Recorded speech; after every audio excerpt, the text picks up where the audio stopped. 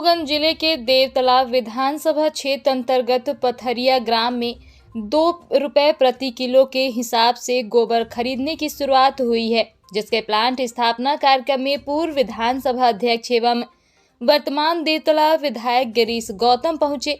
वहीं उन्होंने कहा है कि इस मुहिम से क्षेत्र के किसानों को आवारा मवेशी पशुओं से निजात मिलेगा एवं किसानों को आय भी होगी। विदित हो कि मऊगंज कलेक्टर अजय श्रीवास्तव की अभिनव पहल की वजह से मऊगंज क्षेत्र के किसानों को आवारा धन परियोजना की नवाचार की शुरुआत हुई है, क्या कहेंगे सर?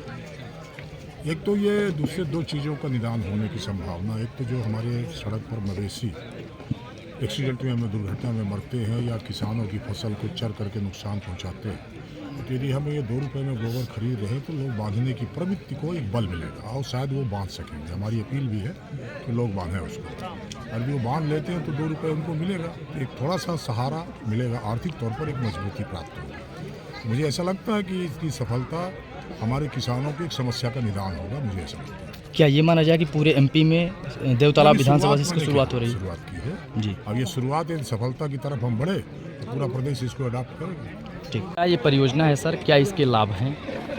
देखिए, ये बहुत ही अनूठा नवाचार है।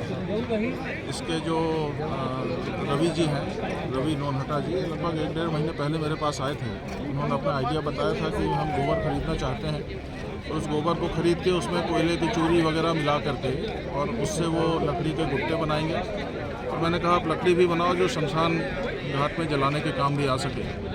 तो इससे 2 फायदे होंगे। आज उन्होंने अपने प्लान का उद्घाटन यहाँ पर किया है और पूरी मदद प्रशासन ने भी की है, इनको प्रमोट भी किया है। और ये 2 रुपये किलो में गोबर खरीदेंगे, इनकी गाड़ी जाएगी और वहाँ से खरीद के लाएगी, या किसान इनके प्लांट में आकर के भी अपना गोबर बेच सकता है। और इनका कोई ऐसा रिक्वायरमेंट नहीं है कि गोबर छान के या उसको अलग करके, जैसा गीला गोबर है वैसा ही ला करके, बस उसमें मिट्टी कंकड़ पत्थर आदि ना हो।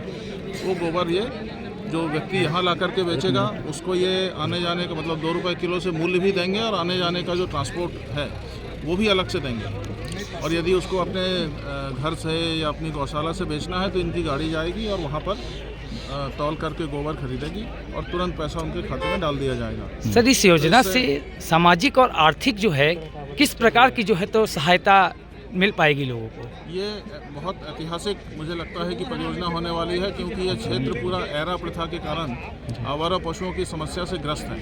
तो इससे पहला तो सबसे बड़ा लाभ यह है कि आर्थिक लाभ है कि लोगों का गोबर बिक रहा है। हमने आज तक कभी सुना नहीं कि गोबर बिकता है और इस तरह से खरीदा जाता है। दूसरा यह है कि जब ये गोबर बिकेगा तो हर व्यक्ति अपने पशु को अपने घर में रखने के लिए प्रोत्साहित होगा कि उसको आप बाहर मत छोड़ो, क्योंकि एक ATM की तरह काम करेगा। प्रतिदिन हर पशु 10 किलो लगभग एवरेज गोबर देता है। यदि किसी गौशाला के पास में 100 पशु हैं तो 1000 किलो गोबर हो गया उसका, और 2 रुपये किलो यदि खरीदा जाएगा तो 2000 रुपये प्रतिदिन हो गए और 1 महीने के 60,000 रुपये हो गए। बहुत बड़ी रकम है और ये टैक्स फ्री है।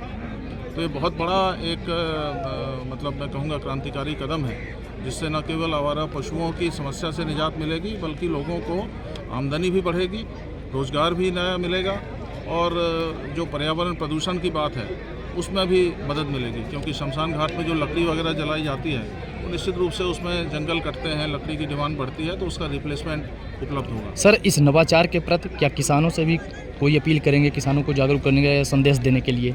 देखिए, अधिक से अधिक मैं तो पहले भी हमने एक मुहिम चलाई थी, सड़क से गौ माता को घर ले आना है, और ये पूरी तरह से सामाजिक मुहिम थी और स्वैच्छिक थी।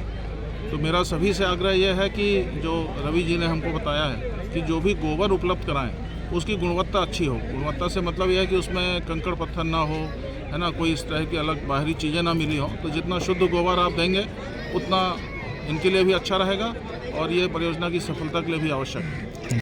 इस वीडियो को लाइक करें, हमारे चैनल को सब्सक्राइब कर बेल आइकन जरूर प्रेस करें